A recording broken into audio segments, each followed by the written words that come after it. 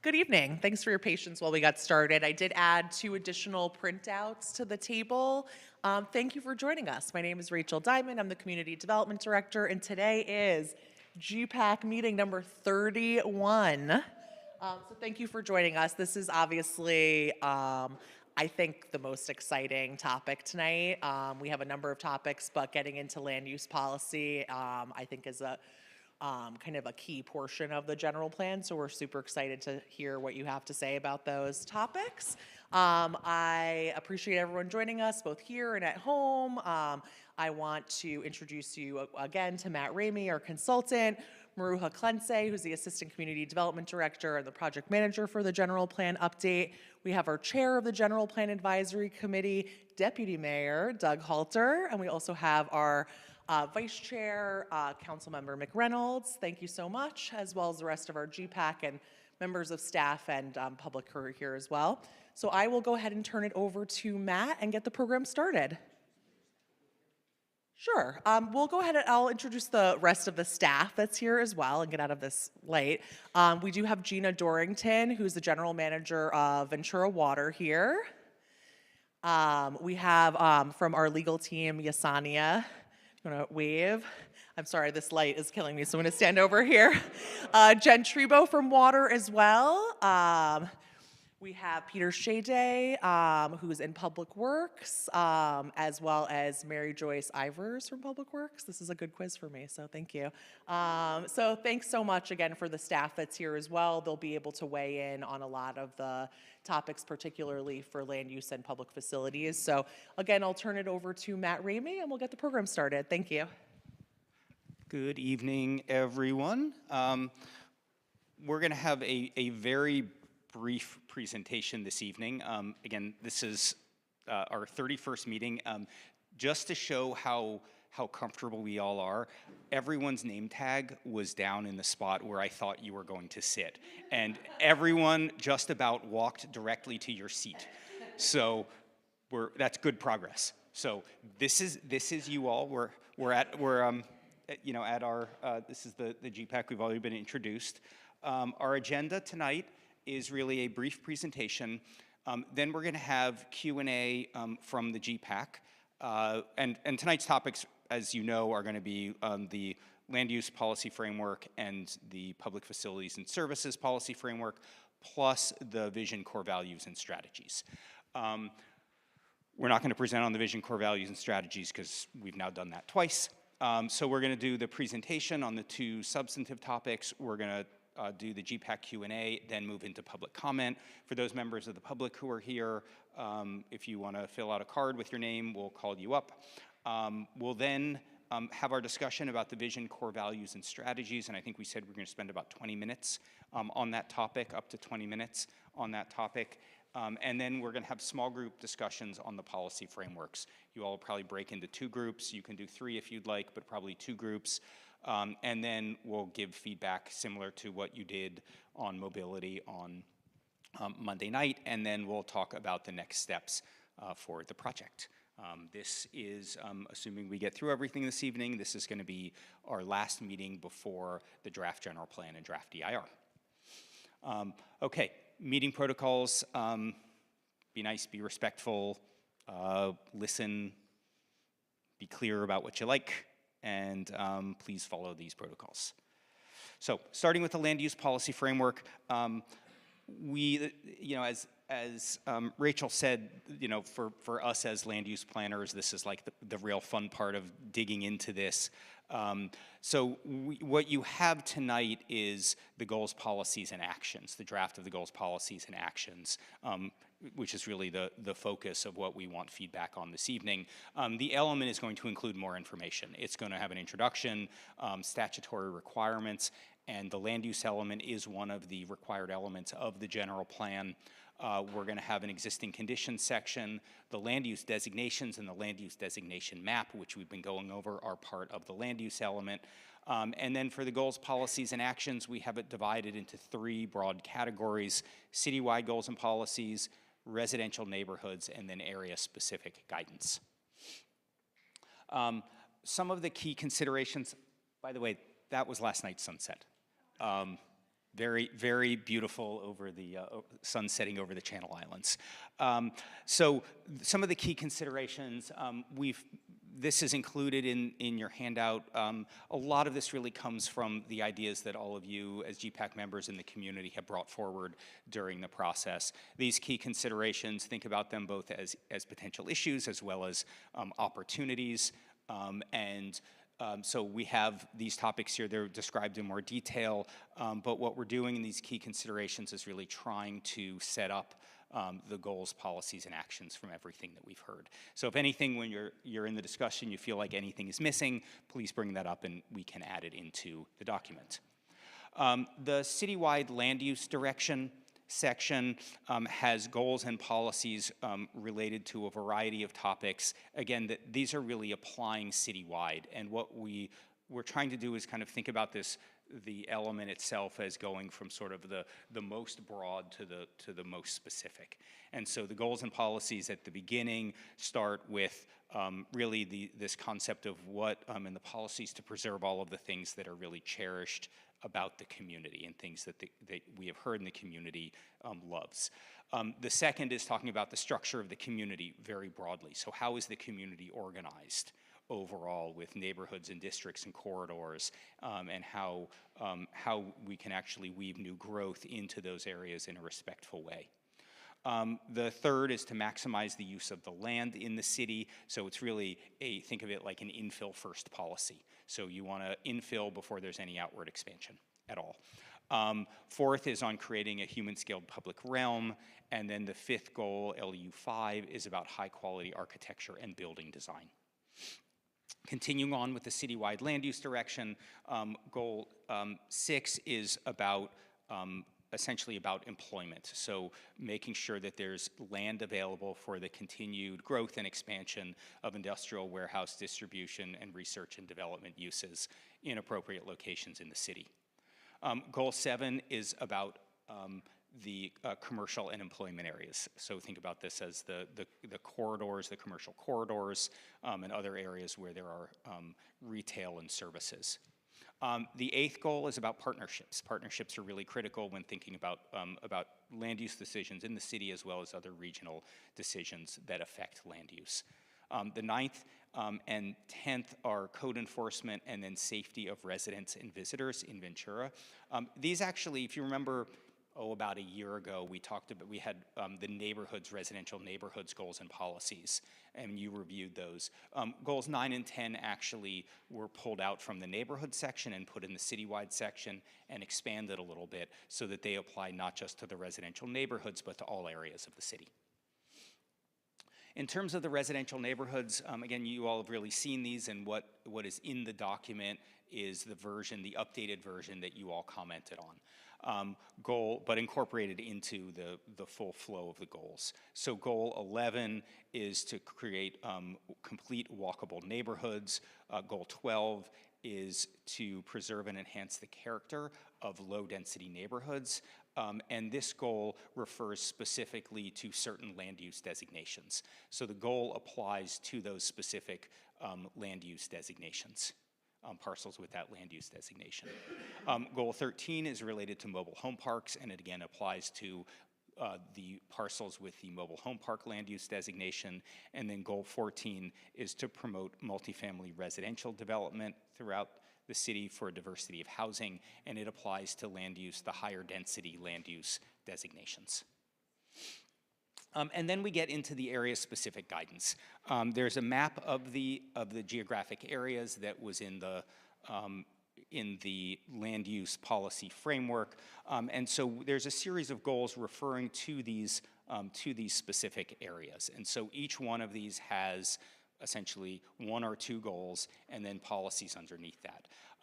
These really correspond and come out of a lot of the work that we've done over the last few years when you've talked about, you and the GPAC, the public, and Planning Commission and Council have talked about what your vision is for these different areas. So what we tried to do with these is we tried to document and summarize all of what we've heard to create a consolidated vision and direction for each of these areas. And so each of these goals really applies to the specific geographic area that we have identified. So Land use 15, goal land use 15 is about the Midtown corridors. There's no particular order to this, and we can certainly change the order of these, but land use 15, LU 15 is about the Midtown corridors. And the Midtown corridors geography is a little different than what we'd looked at for the land use. What we did for this geography for the general plan is actually to mirror exactly the geography of the Midtown corridors development code, so that there's a more one-to-one alignment between what's in the general plan and what's in the code. LU 16 is about the Victoria corridor code, about Victoria corridor, and this is actually a broader area than the code itself and the plan for that that area. If you remember, the Victoria corridor has a specific plan. There's some deviation from that specific plan that we did in the general plan, so that's going to need to have some updates. LU 17 is about the Johnson corridor. Goal LU 18 is about the west side. This geographic area is actually larger than what we looked at for the areas of discussion, and it really includes the whole physical west side that we, when you all think of the west side broadly, it includes that whole area, which is Ventura Avenue, Olive, Stanley, as well as all of the residential neighborhoods. So goal 19 is also about the west side, and it's really focusing not on the land use, but really on the transportation network and the networks and moving throughout the west side area. LU 20 is about the downtown, and this really mirrors and is supposed to reflect the downtown specific plan. 21 is about Arundel and North Bank as the primary employment areas. 22 is an area that we actually haven't talked about in a lot of specificity, and it wasn't called out as an area of discussion, but it's about Ventura Harbor as this important area. Again, for those who remember, there's actually a draft plan, area plan for this, and so we reflected what was in that plan, and we had conversations with the staff at Ventura Harbor to make sure it reflected their vision. LU 23 is about the healthcare district. 24 is about the Pacific View Mall as well as the surrounding areas along the corridor. 25 is about Pierpont, and then 26 is the college district in the area around Ventura Community College. So that's the, and then there are the implementation actions, which, what's that? We're gonna have to do 27? Did I miss? I missed a goal. Oops. Oh, East Side. Sorry. The reason, interestingly, we added that. So goal 27, which isn't in there, is about the East Side, particularly focused on preserving residential neighborhoods, bicycle pedestrian mobility, as well as very important adding retail and services to the East Side. Sorry about that. Thank you for interrupting. And then there are implementation actions. I think, and Rachel can explain this a little bit more. One of the big implementation actions for the land use element is updating the zoning code and all of the different specific plans that have been created to match the vision of the general plan. I think there are probably going to be more implementation actions added over the time as Rachel and her team really dig into it about how to implement each one of these policies. But for now, we have a starting point here. We're going to circle back and do questions after about each of these chapters. Public facilities and services policy framework. This is, like with the other ones, you're not seeing the full element. You're seeing mostly the goals and the policies. So the topics that really most important to think about now is what are the topics that are covered. This is not necessarily a required element of the general plan. There are topics within here that are required, such as infrastructure. A lot of times that's, sometimes state law says it should be in land use, but we typically pull it out as a separate element. So this really is, if we think about it, this is like, public works and other departments like police and fire for what's implementing this. So these are the topics that are covered. These topics are a little different than the structure of the element. So there are a number of key considerations. Again, think of them as issues and opportunities, but there are a wide diversity of public facilities.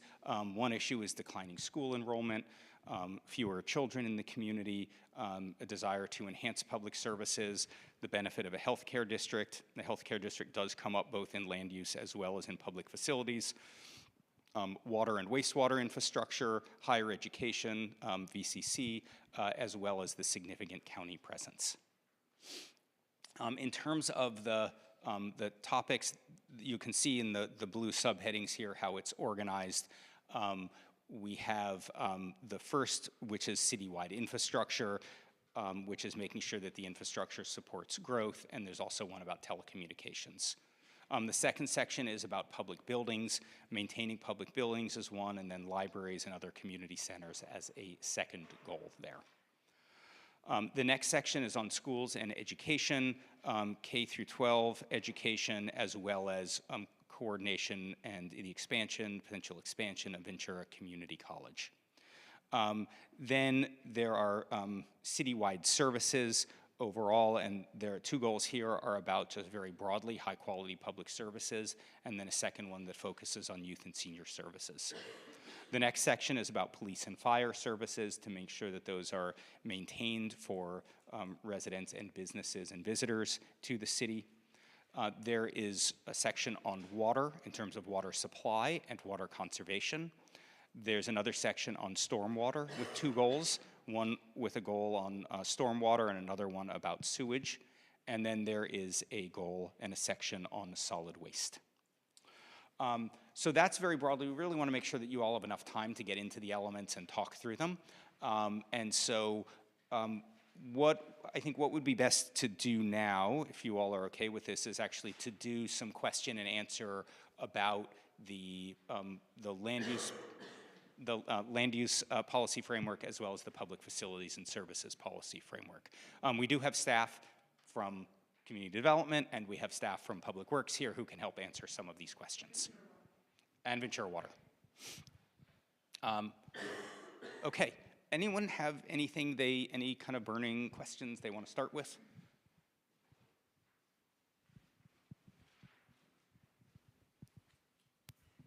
I've got a couple, but 4.4 under lighting for the land use element, it says pedestrian oriented and scaled for lighting. Can somebody define that for me? Pedestrian oriented and scaled under lighting. Yeah, it's essentially, that's referring to street lighting. Actually, you're gonna have more questions.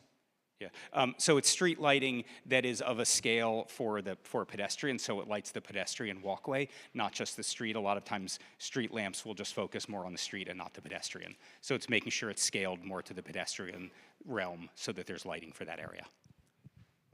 So it would be like a version of a street light? Yes, sort of. Okay. And then going through this, there was a couple items that we dealt with the other night about housing in light industrial areas and TOD. Are we going to focus on those? Are they going to be removed from this, or how are they going to be handled? Yeah, as you know, we had the conversation Monday night, which gave us direction, and so that's going to change some of what's in here because we had done this previously. So this will just need to be updated to reflect that. Thank you for. That's it.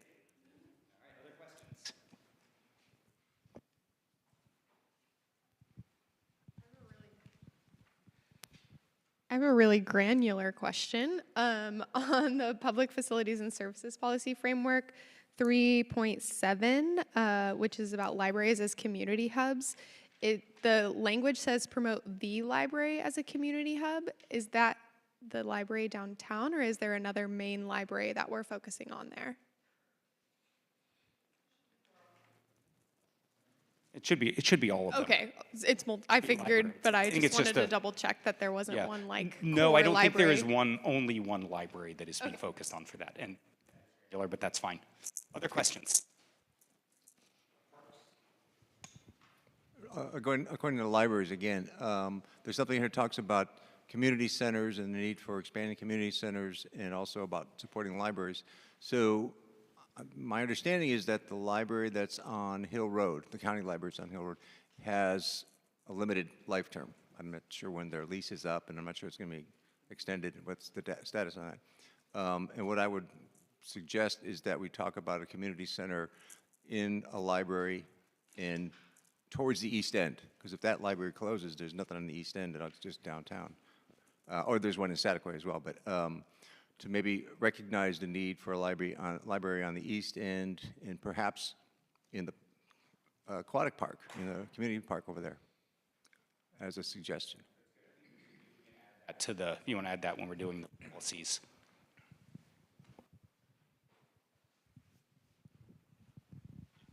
I was just wondering when the parks come into play. So it references the community centers, but not the parks themselves. Yeah, well, we have, one of the challenges with trying to divide up topics between different elements is you draw that line. And so we have, if you remember, we have a whole parks and open space element. And so the parks are there and the community centers are here. Sometimes they're co-located. So we're just gonna have to make sure when we actually put all of the goals and policies together for the whole document that they are consistent between them.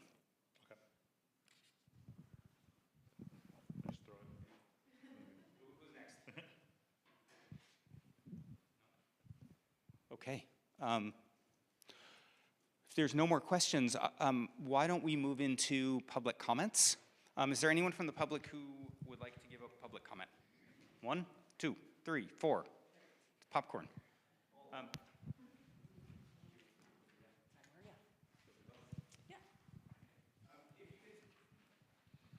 A speaker card, just so we know we have a record. There's speaker cards, I can collect them, and we'll start with you, Mark, but I will collect all the speaker cards. Oh, there's over here, you could just put your name, is fine. And while they're coming over here, here. Mine's over there. Oh, thank you. Thanks, Kathy. Give this to you. Good evening, GPAC members. A lot of good specifics, guidance in this packet. I just wanted to mention what was already brought up regarding the decision that was made Monday night for you to re-examine land use number 17, which currently states evolve Johnson Corridor area into a balance between a mixed-use, transit-oriented district and an eclectic employment area. I think you need to re-examine that specific statement. And I think looking at the bigger picture, ideally, as was mentioned Monday night, you want to have transit, meaning like Metrolink and so forth, where that's on a main line. Because if you think of what we have currently at Metrolink station in East Ventura, you have a railroad Y that comes off the main line, goes onto a branch line, and right now it's the end of the line. I mean, ideally you would want something that would continue on to Santa Barbara. You know, there should be a Metrolink that extends up there, and there needs to be a lot more access. Currently there's only 2 trains in the morning out of that station, and there's no expansion of that in the foreseeable future. In fact, Metrolink is concentrating on LA County, looking at their core area and not our area. And so probably 10, 20 years before that gets corrected. But looking at a 25-year general plan, we need to be thinking about where do we want to site on the main line a transit corridor, because when someone gets off of the train in Ventura, you want to be somewhere, not in the middle of nowhere, next to the freeway, next to 2 train lines where there's nothing there. There's no there. We need a there. There's maybe that should be sited downtown, but when you get off, you should be able to have immediate access to buses and transportation, and that's just not the current setup, nor is it the foreseeable future for the East Ventura station. So I just want you to think about that bigger picture. Where should the transit-oriented area be? And is that really, should that be in the Johnson Corridor? Thank you. Thank you.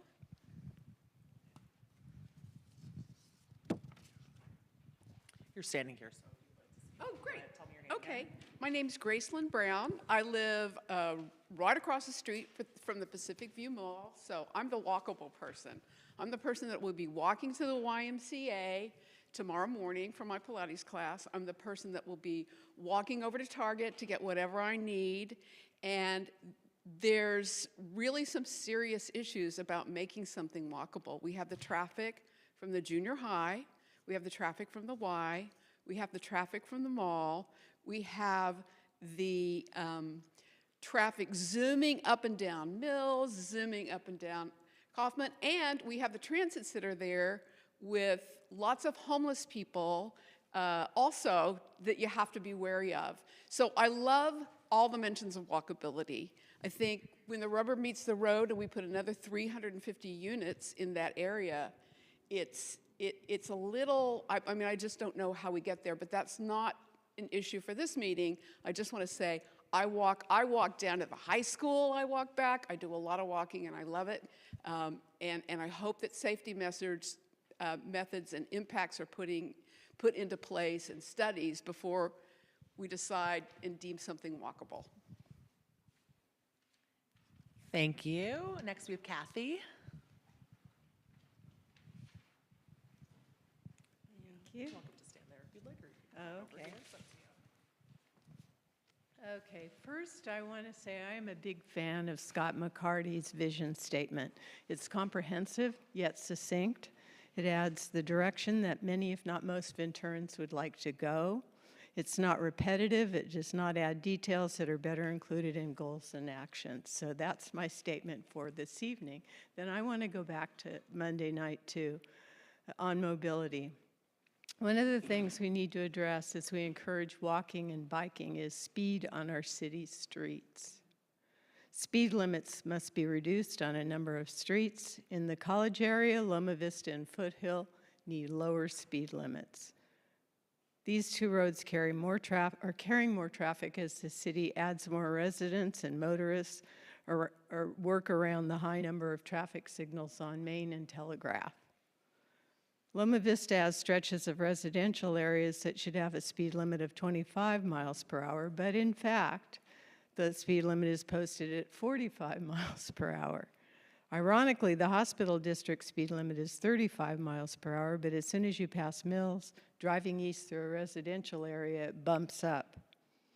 This makes no sense. Please consider reductions of speed on these and other streets that need attention in our community. Thank you.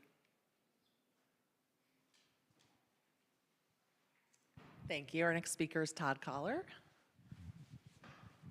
Thank you. I was pleased to see that the transition of the Victoria Corridor to a more walkable, pedestrian-friendly corridor is on the list.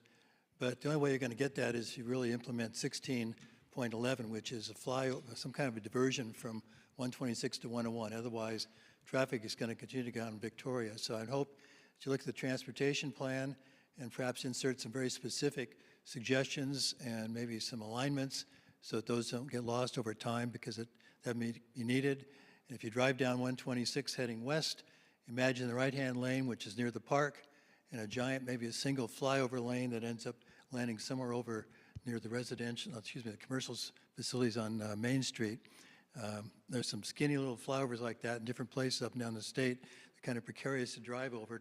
You're looking down into nothing, but it may be all we need to divert that much traffic off of Victoria. And I live near there, so it's very tedious to go down that street, ever. When it gets to public facilities, just looking at the goals there, telecommunications is referenced, but for a long time we've had problems with internet service, which is essential to people. That's as good a utility as water and sewage. And I'd hope that that gets called out more specifically, because that's a real critical infrastructure need. Also, in terms of public facilities, with climate change, everything gets undone. We've seen that in LA now. And I hope the policies that come about under that category acknowledge that's the era we're living in. What we're seeing now is only going to continue. We can't back out of it. We're stuck with what has been happening recently. It's going to continue. And because we're not reducing the greenhouse gases, it's going to continue getting worse. We only reduce the greenhouse gases production in our country, I think, by less than 1%. And we're supposed to be doing 7% reductions, so we're way off target. And as to emergency conditions we saw in LA, I'd hope everything would be evaluated in light of that. We see narrow streets in areas of LA where they couldn't get people in or out, or people out and fire trucks in. We've got a lot of hillsides that look very similar to the places that burned to the ground. And I'd hope there ought to be some policies in place so that when that happens, and I think invariably it will, we're prepared to act in some ways, very pragmatically.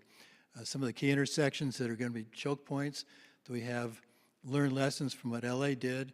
Forget the bulldozers pushing cars aside, get some giant forklifts out, for example, and have those ready to go, pre-assembled, pick up the cars, move them to a side out of the way. But there's all kinds of things we should be learning from that disaster, and it'll apply to our community in the future. So I hope everything is tailored that way. Thank you.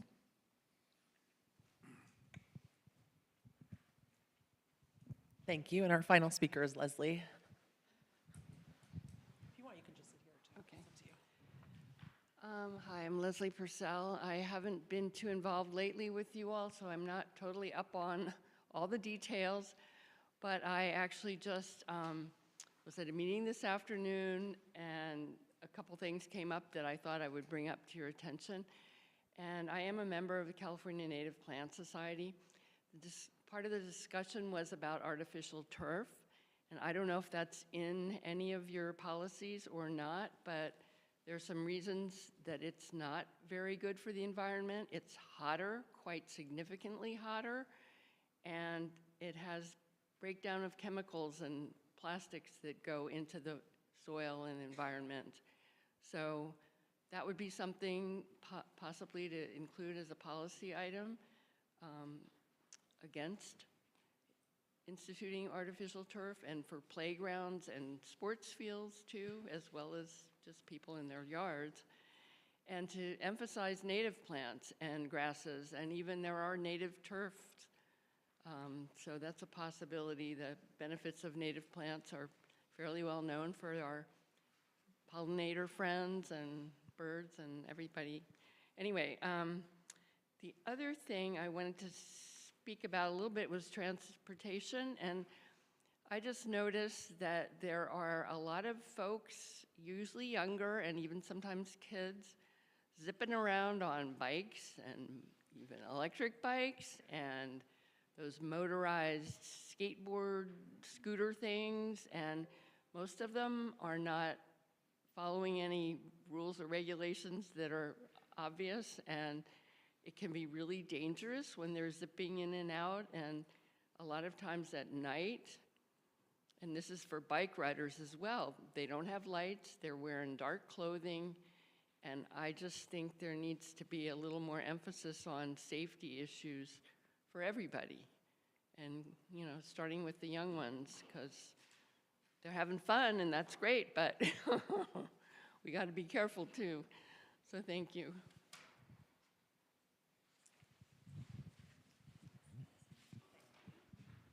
Thank you. Any other speakers this evening? Thank you so much. Okay. Let's move into the discussion now. I think our first topic is going to be the vision, core values, and strategies. So again, we have sort of a couple ways to go about this, and I'm not quite sure how you want to move forward with this. So we, again, to remind you, we had the vision, core values, and strategies developed over several months by the GPAC. It was reviewed by the council. The council provided comments. We updated this based on council comments. Scott then created a different version of that, and maybe just to kick us off, Scott can just take 1 minute and describe what you did so everyone, and I think, you know, in the name of kind of moving through this, we should figure out how to make a decision about which way to go with this. Okay. Thank you. First of all, thank you, Kathy, for your kind words and endorsement of the text I'm proposing for the vision and core values. I appreciate that. I'll give a 60-second elevator speech to kind of reiterate what I've previously articulated on regarding the vision statement and core values. My reasoning for the proposed changes: the current vision statement is too wordy and rambling. The vision statement I propose is more succinct and to the point. as a good vision statement should be. It uses about half the words of the original. My reasons for the changes I propose to the core values: there's a good amount of redundancy in the narratives of the current 11 core values. The set of core values I propose whittles the current 11 values down to 7, with no loss of breadth or depth of the original core values, and again, using about half the number of words. I believe that the vision statement and core values that I propose are more clear, more concise, and more compelling than those that we'll be reviewing. I would also suggest that the increased clarity, brevity, and strength of my proposed changes do not diminish the scope of the original documents. All of the themes in the originals remain encapsulated in what I'm proposing. And I thank you for considering my input.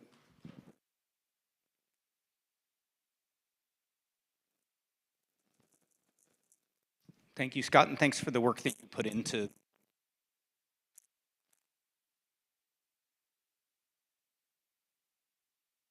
suggestions, recommendations.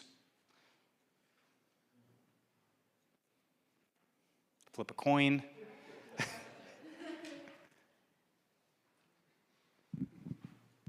If we accept Scott's changes, what happens then? Does it have to go back to city council and they have to reapprove it? And what's the process? Yeah, it's a good question. So you can hold on to the microphone.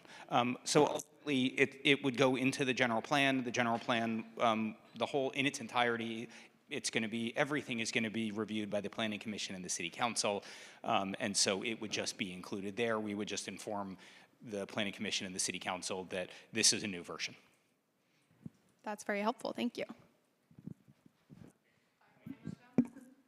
So that's an excellent question. And recall that what the City Council approved was a draft version of the vision and core values. So it was not a final version that they saw. Yeah. And you know, again, nothing is final. This is for everything, even the policies you're looking at, the goals, even the land use map. Nothing is final until the council reviews it, makes changes, and then adopts it. So everything is draft until that time, so to speak. Good for you. So, okay, I'm supportive of the proposal to make those changes. I did have one suggestion question on, I think it's year number 6, housing for all people. It talks about work to provide an adequate supply of housing for households of all ages, abilities, and income levels. I think it kind of ties in and supports some other things we've got in the documents. But I think in terms of income levels, we need to talk about the affordability of housing, especially in terms of rents, and not just the issue of, you know, whatever the market will bear. And I'm going back to what we're seeing in LA right now with all the price gouging that's going on with the housing and apartments and things like that. So I don't know if we want to talk about income levels in terms of making things affordable, however that might occur, limiting increases and so forth. Yeah. So is this on Scott's? So yeah, could I actually just recommend as a process that there's a sort of a general direction? Is it taking Scott's version or is it taking the version we had? And then once we do that, then make recommendations. Because I think, you know, either of them, I'm sure, could have tweaking in language for improvements. Is that, Philip, you okay with that? Okay. Yeah, my point was, I like the direction that he's suggesting. Boil it down, simplify, get right to the heart of the matter. I would like to suggest that his version might need a little bit of wordsmithing, and there are some things in the original that I would like to see. We, the residents of Ventura, as opposed to just we, you know, that he's suggesting we write, we will provide housing options. I don't know that the city provides housing options, things like that. So there's some things in here that I think can be crafted. I would suggest if we collectively think that this is a direction we want to go, maybe we have a subcommittee of some people sit in a room for 2 hours and work on what he's done and make it even better. Yeah, sorry, Scott, but I'm leaning towards the the revised version, but thank you for the effort and the work. I just think that one's it's more comprehensive.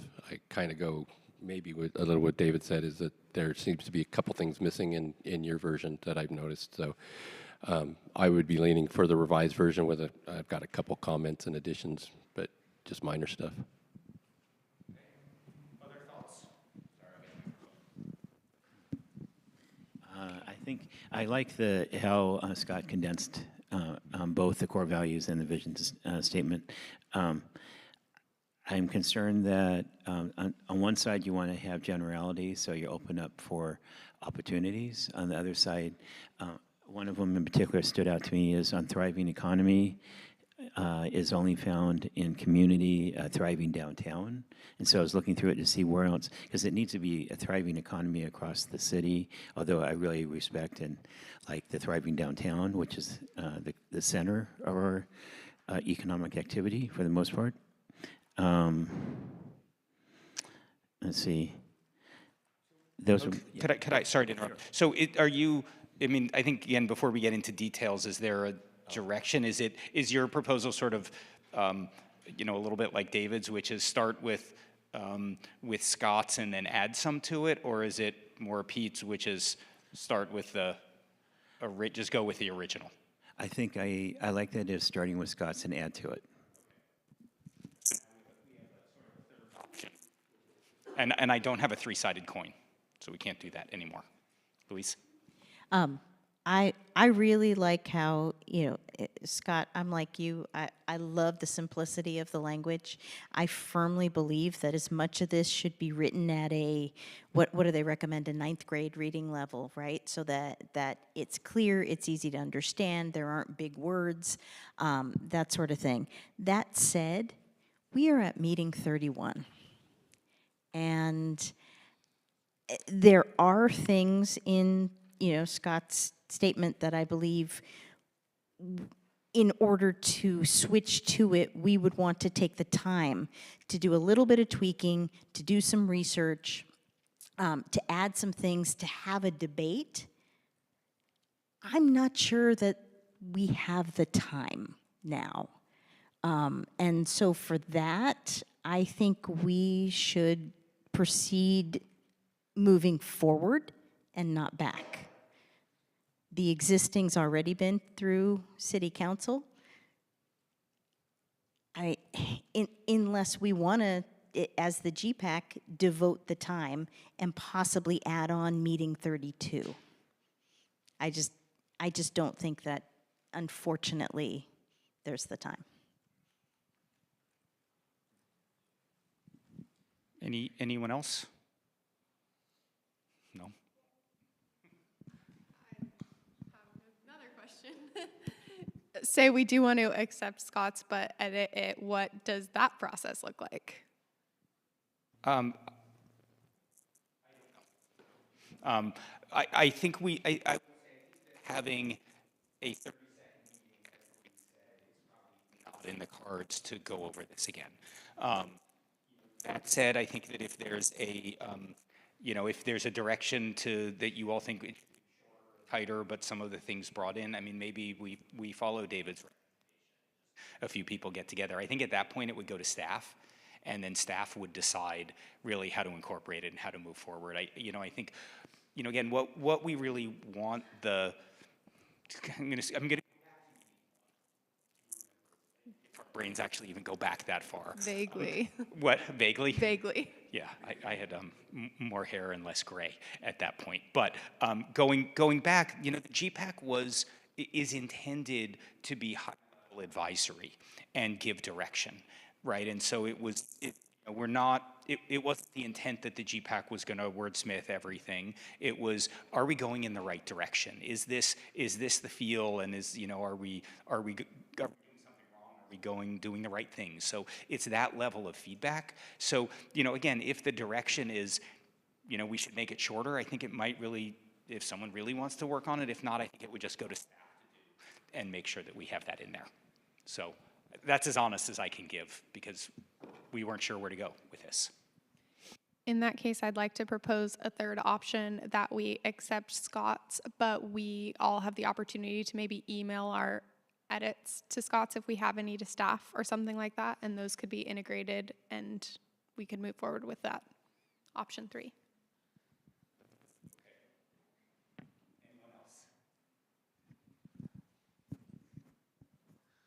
I'm just thinking back to like the decisions we made on Monday, and as we were facing those decisions, I was always inclined when something had been before council to default to that unless there was like a really compelling reason not to. And so our votes more or less aligned with what council had envisioned. And so that's why I have a hesitation of using Scott's as the basis. I think I would rather maybe use the basis with direction to staff to focus on ways they can make it more concise and have clarity. And then that makes it into the version that is seen by council. Just because we've already seen this document, council has already seen it once. Yeah, sorry. Okay. So 2 of you haven't spoken. You're welcome to if you want. If not, you can stay out of the conversation for now. So I'm just going to start somewhere, which is, I guess, the first question here. With me, should the GPAC move forward with Scott's version with some modifications, whether it's a subcommittee or whether it's, as Casey recommended, just emailing some suggestions and staff do it? So could I see a show of hands for who wants to go in that direction? What's the direction? What are our options? And through it as we do this.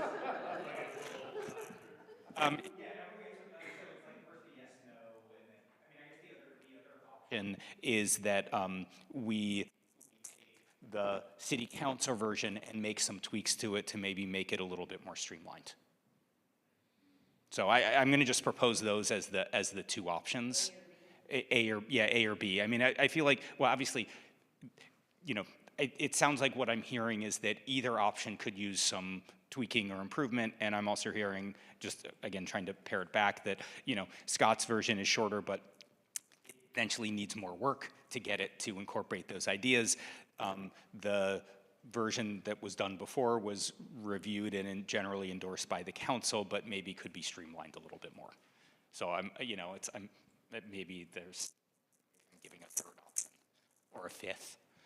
So I think I would just say for the 2 options, start with Scott's base and do some adding to it, or start with the version that was done before and then do some, tweaking, maybe slight reduction, but generally keep it in that. Any other, do those sound like okay ones to at least get direction on? Okay. Any other? Okay, so I think those are the votes. And of course you can always abstain or come up with another one. So really, 1 and 2, 1 being Scott's version and building on that. So how many want that compared to the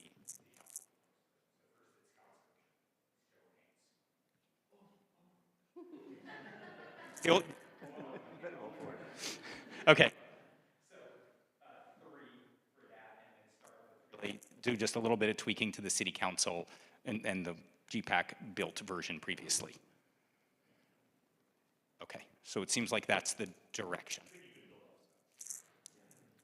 I can take some of the thoughts and ideas and concise from Scott's and try and incorporate that in. So it's a blending, but the question is, where do we start from? And it sounds like this.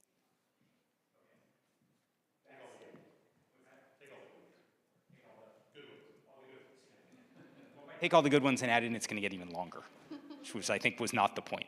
Okay, so then maybe just, I'm going to just sort of ask how we want to do this at this point. There's an option of you can give comments now on what we should change. The other is that we ask you to just provide some written comments and suggestions, and then we take that version. Do you want to just talk about it tonight, or do you want to give written comments? Talk about it tonight, raise your hand. Can I propose a third option? Of course you can.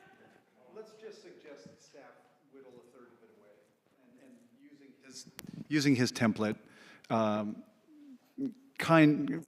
the best parts of what exists and marry it to what he's proposed. I think staff can do this. There's only 26 letters. Okay, and then if there's, if there's anything that you see, if there's anything now or anything that you see in there, that you either like it's in Scott's version and it really just try and incorporate this, or there's a new idea that needs to come into the version that we have done previously, then maybe you can email Rachel and Maruha and we can take it from there. Does that sound okay? Any objections? No, we got something done quickly. Well done. Okay, so the next is just moving into the conversations about land use and then public facilities and services. A couple different ways to do this. We can have a conversation now if you have more questions or thoughts on them, or we can just break into probably 2 groups, and then you give comments and write them down and talk about them and report back. How would you like to proceed? Break into groups? Okay, so how long do you all want, what? 2 groups? I would say 2 because there's about 10 of you. How long do you all want to talk? Do you want about half an hour, 40 minutes, 20 minutes per? 20 minutes per, is that good? Well, I mean, you can do, so if it's 40 minutes, you can divide it up how you want. So is 40 minutes good for all of the time, or do you want up to an hour? Well, can we take a census at Sure. Yeah, why don't we start take maybe in about 25 minutes. Let's see, we have members of staff here especially from Ventura Water and Public Works. Are there any questions? If not, maybe they can go home? Or do you guys you think you might want to get feedback? And I think it's up to them if they want to stay. But if there's no questions, we can give them the option. Okay, we can always follow up with questions if we need to. Yeah, okay, so you all, and for. Actually, I do have a question for, I think, Ventura Water. Do you want to get into it now? Yeah, and you don't have to answer it now, but I think it would be us to all know. Doing my usual walk around Ventura College today, I noticed that we have reinstalled the temporary and mobile generator for the water pumping for if we have the blackouts again. And my question, and I called staff, I don't know, 9 months ago. When are these going to become permanent installations so we don't have to, we can take the wheels off and know that they're there? Because Ventura College had generators going today in stationary positions, and I think it's about time for us to have a permanent solution for if then on the water supply. It's a big issue in LA right now, and it was a big issue for us during our fire. Okay. So thank you for bringing that up. I will tell everyone, since the red flag warning went in effect 8 days ago, the system has been up and all generators have been deployed. So we have had to utilize those generators several times throughout this event, and we are going to continue into next week. So everything's elevated, we're ready to go. In specifics to Day Road, we do have that in our capital improvement plan, and we are moving forward with design and working on where we're going to permanently relocate that station and its emergency power. Thank you, Gina. Okay, so why don't we break into groups. For members of the public who are here, if you all want to break into a group and talk and write comments on the policy frameworks as well, please do that, and you can hand them to us if you want to do that. So why don't we, it's a little after 7 now, why don't we break into groups in about 25 minutes, we'll check in. I'll let you guys, maybe the 5 of you over here and 5 over here, get together, or however you all would like. Okay? And then we're going to be around if you all have questions.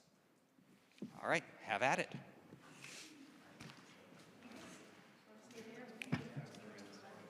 I would not.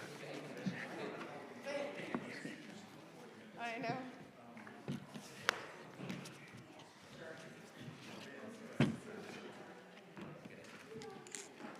Okay, this microphone is on. Let's not hot mic ourselves. Good call.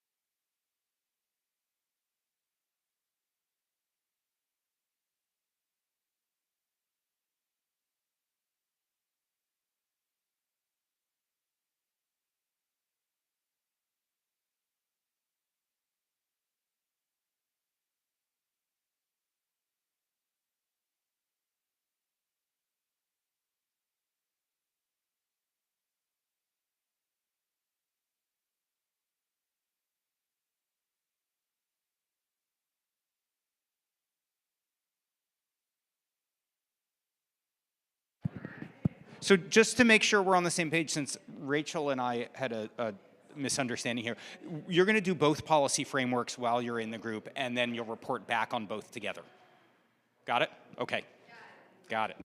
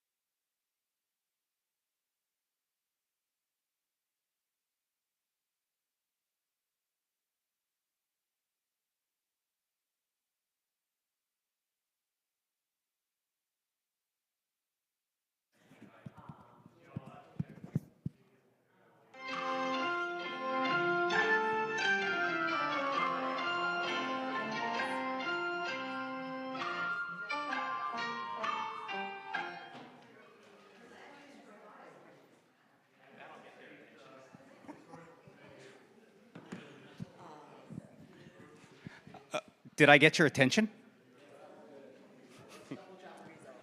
Double jeopardy's over. Yeah.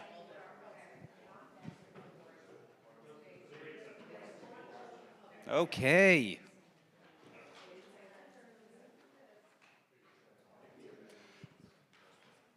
Who wants to start? Why don't we maybe go back and forth a little bit?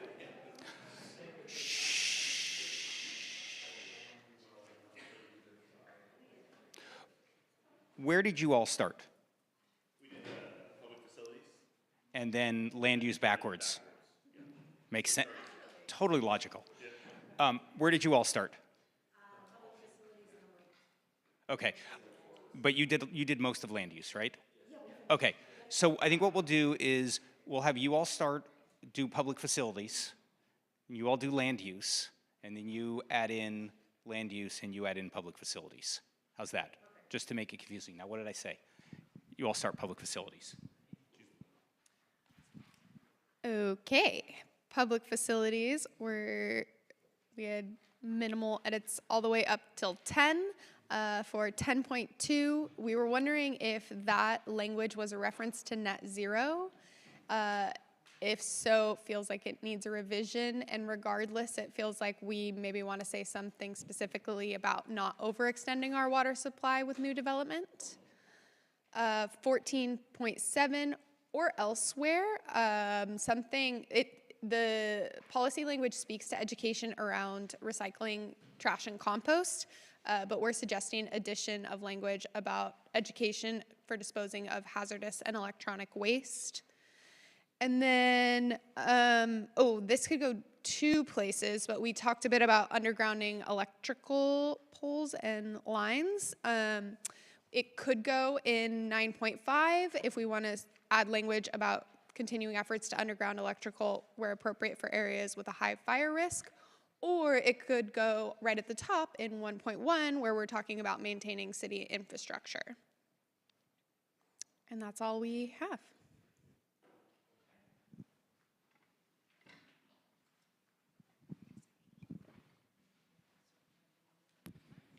Okay, land use? Actually, do you want to? Yeah, actually, why don't we do public facilities? My brain wouldn't. I thought it would work, but. That is quite all right. Not in reality.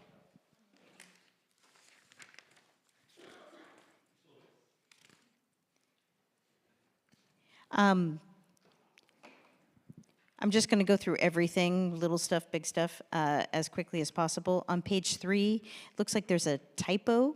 It says sufficient water and wastewater to support growth. Creative, yeah, but I think the word infrastructure is probably missing there. And then 1.1, maintain city infrastructure.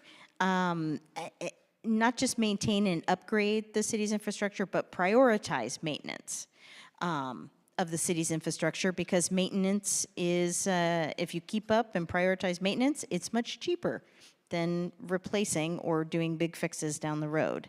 Under 1.5, resilient infrastructure, to add in battery energy storage. 1.9, the undergrounding of utilities, just to add in a little bit of language about working with or advocating to the CPUC in order to help Edison secure funding for undergrounding electrical. 3.7, libraries as community hubs, that somehow to add in some language about the lack of permanent library facilities on the east side in particular. So maybe something like work with the county to promote opportunities to expand the library network, particularly on the east side. 4.1, add in language, making it clear that while student safety is paramount, any installation of fencing or other security measures should complement the neighborhood aesthetic. And then we were wondering, and this may not be the chapter to put it in, but some sort of a policy supporting teacher retention and attraction. 5.7, local business partnerships, to add in the County Human Services Agency Workforce Development. 5.7. Oh, did we skip 4 point? Shared facility, do we have something? I don't have. Oh, yes, 4.4 we loved. Loved. 5.7, add in, so it says facilitate partnerships between Ventura Community College and local businesses and County Human Services Agency Workforce Development. 6.1, we had some questions about. It's rather vague.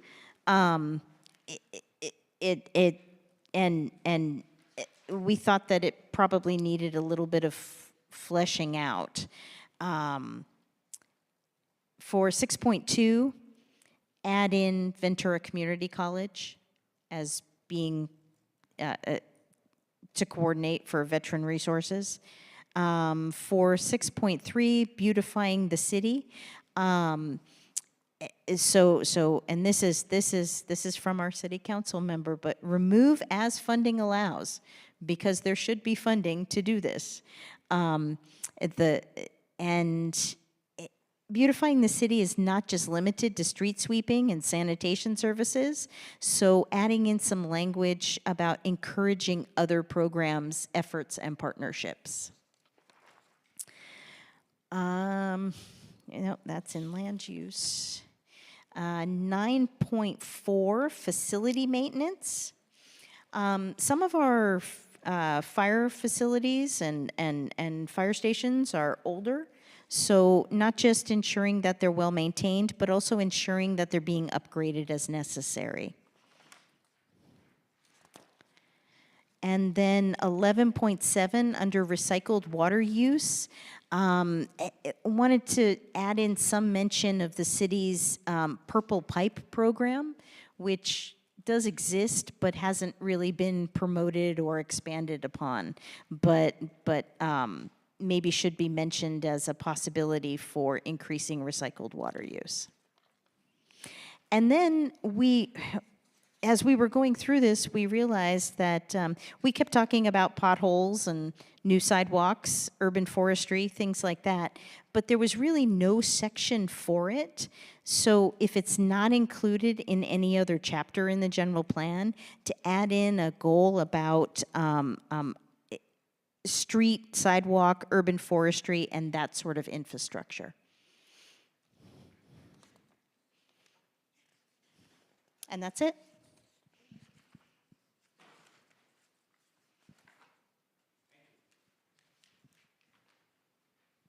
That was very thorough. Really appreciate it. Okay, land use. You can start from wherever you want. Start from the middle. We're gonna, because we worked backwards, but I'll take it from the top of where we got to, which was 20.12, in light of the ruling that just came down on Monday, since Main Street Moves will stay, suggesting rewording continuing to implement the Main Street Moves program and other programs that result in enhanced economic vitality in downtown. Adding a section in 20.14, work with property owners in the downtown area on work with property owners of vacant lots in the downtown area to prioritize infill, particularly housing. Oh, this is just a call out that 22.10 was great. I didn't even know those ponds existed, and Scott said they're quite nice, so I'm gonna go check them out. 22.11, on the ponds, 22.10. Yeah, thumbs up. 22.11, I'm proposing additional language there. Develop stronger connections with the golf courses and encourage non-golf related uses on both properties to expand usage to a wider pool of Ventura residents. 23.1, we had a slight amendment there because growth to us felt like it might suggest that the footprint of the hospital and the Ventura County Medical Center will grow, which we don't believe is true. So we're suggesting saying support the continued vitality of both of those facilities rather than growth. 23.2, where it talks about access to a wide range of medical and health uses in the medical area, potentially adding some language like ensure those services are accessible to people of all ability levels, and maybe adding some language around wheelchair ramps and things like that that folks might need in that area. Strike 25.5 as it's already handled. And then finally, for the east side, section 27, we want to see applied some of the language from the west side section, specifically from the west side. The areas that we want to see also taken over to the east side are 18.2, 18.11, 18.13, 19.2, but focusing on the Santa Clara Railroad rather than the River Trail, 19.3, and 19.5. And that's as far as we got.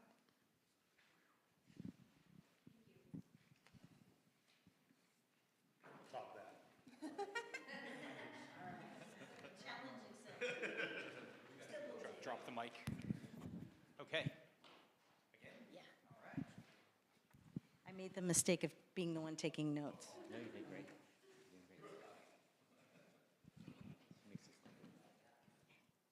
So there was actually quite a lot that we really liked in this. I did not jot down every, like, yes, thumbs up.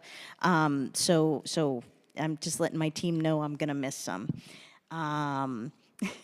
The page 3, though, really liked the language about evolving the downtown while preserving its identity. So definitely want to keep that. Page 4, diverse employment uses. It says West Side is a home to a concentration of industrial uses. We'd like to add in and manufacturing. Let's see, under the Harbor District bullet point, to add in something about the need to connect the harbor to the city, to the rest of the city. And then I'd like to add a bullet point because it is a significant land use within the city, and it clearly is something that in the surveys, city residents want to maintain, but a bullet point for agriculture, that, agriculture, in order to preserve agriculture, we must ensure farming is feasible, sustainable, and economically viable, and protected from conflicting land uses. Page 6, 1.4, SOAR. I would like to add in the same language about protecting, agricultural resources from incompatible neighboring land uses. 1.9 had a question. It says encourage Ventura-specific architecture, and we were a little confused because what does that mean in an eclectically styled city? So maybe the language would be better, support objective design standards. 2.1, the first bullet point, preserving and protecting open spaces and agricultural land surrounding the city. Add in again, protecting them from incompatible neighboring land uses. 4.5, under dark sky, add in the language without compromising public safety.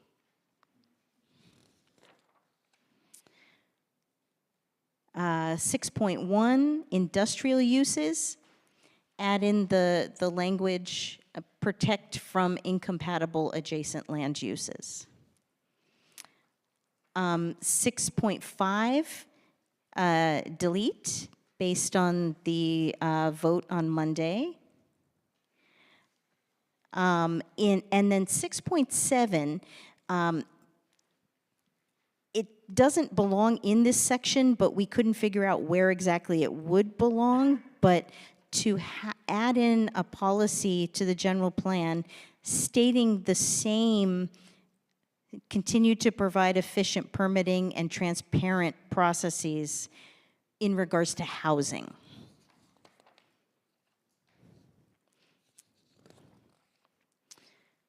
Uh, 8.4, agriculture and open space, where it says including, add in but not limited to, because there's quite a few organizations.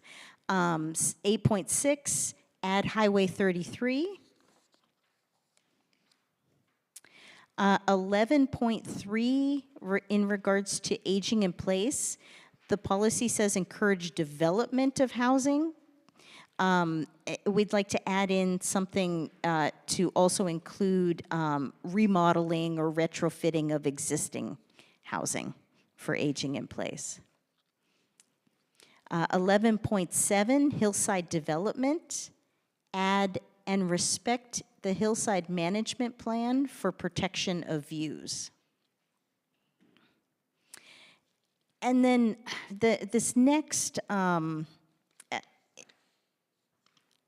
we weren't sure, we struggled with exactly how to phrase this, but goal LU 12, preserve and enhance the character of Ventura's diverse low-density neighborhoods.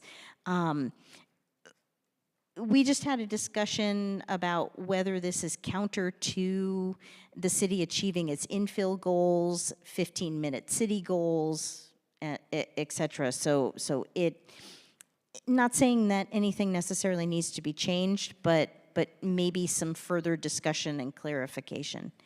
The 12.2 was another big thumbs up. 12.2. 14.1, we had quite a robust discussion about that encourage multifamily housing development within neighborhoods designated for higher density residential, but we should be encouraging multifamily housing developments throughout the city and not just putting them into smaller designated areas. Bottom of page 16, I think is just missing numbers on facade/property improvements, should be 15.10. 16.3 was a big thumbs up. 17.1, Metrolink TOD, based on the discussion on Monday, we believe that policy should be removed. 1810, emergency evacuation. We'd like to have some language added in about preserving existing evacuation routes. 21.3 should be removed after the discussion on Monday. 22.8, to add in some language about adding public transit between, or enhancing public transit between downtown and the harbor. 25.1, Seaward, quote, Main Street. It says, as a small scale walkable retail street. There was some discussion about whether the terminology small scale conflicts with the CTO designation and discussion that occurred in December, and that those words might need to be removed. And the last thing, in the implementation, on page 28, sustainable urban agriculture incentives, We'd like to add in some language about working with the Ventura County Ag Commissioner to ensure that urban and community gardens do not become a source of pest infestations for our agricultural lands. And that's it.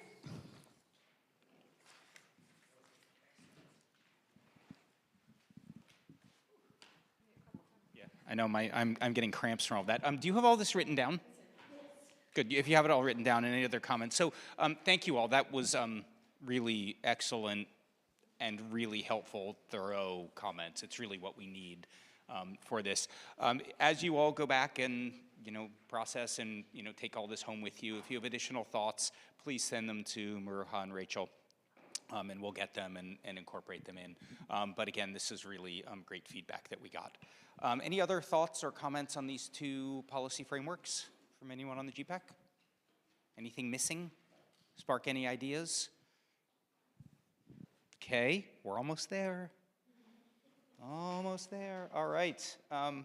Next steps. Okay, we are and have been hard at work on drafting these policy frameworks. We're continuing to do that. As I mentioned, you all are not going to see every single policy framework before it goes out. For example, there's an arts and culture chapter, which is going to be separate. It is going to go to the Arts and Culture Commission, so it's going to get some review and public review. But we're hard at work on preparing the draft general plan.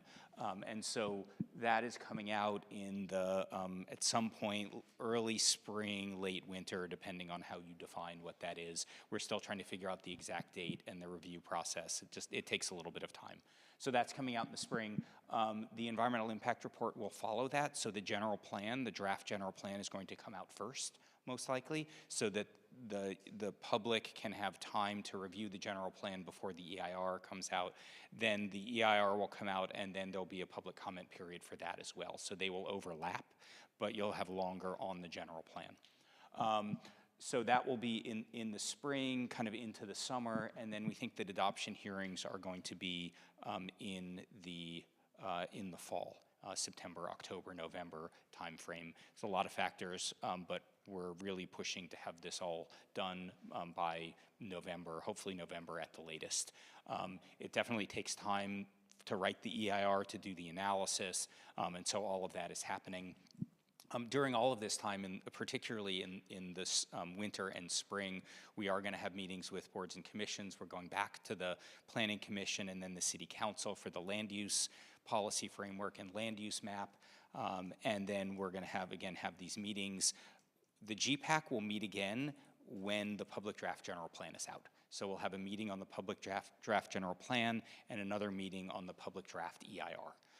And we're expecting those are the final two meetings. We may need or want to add additional meetings, but I think you're going to see a lot of familiar content that you've seen already because you've seen a lot of the goals and policies. And again, the comments are really helpful. So we have all of that coming up. In the interim, if more thoughts come to mind, or you have you think that we might be missing something or something new crops up, please reach out to us. But overall, I think we are at the point now. You all have done a tremendous amount of work. I mean, I know far more work than you all expected that you were going to have to do to get to this point, more than we thought you were going to have to do to get to this point. So we thank you all for all of the time. We're kind of at a milestone here. We've gotten tremendous feedback, and we feel like we have what we need to move forward to do the drafting. So thank you for that. Maruja.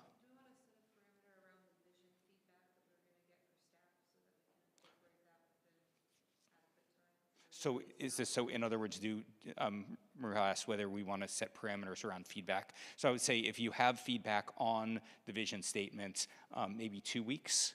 Is that good? So 2 weeks from now, same thing with land use and public facilities and services, send comments to Maruja and Rachel. So with that, Rachel, do you want to close us out? I just want to say thank you so much for your participation and have a great evening. Thank you.